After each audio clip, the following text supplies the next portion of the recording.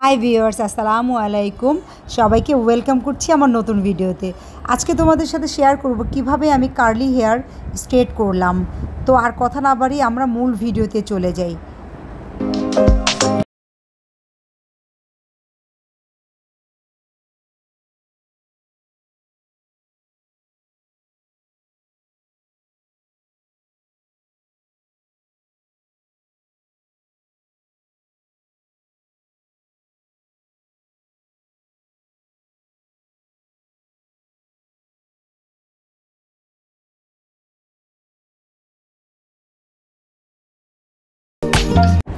Viewers, ১ নম্বর মেডিসিনটা প্রথমে apply করতে হবে। অ্যাপ্লাই করার আগে ভালো করে চুলগুলো শ্যাম্পু করে নেবেন।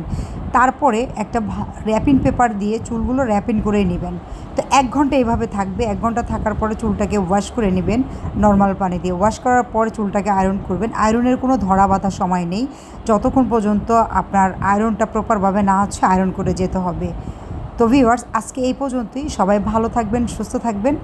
আগামী ভিডিও দেখার আমন্ত্রণ রইল সবাইকে। আসসালামু আলাইকুম।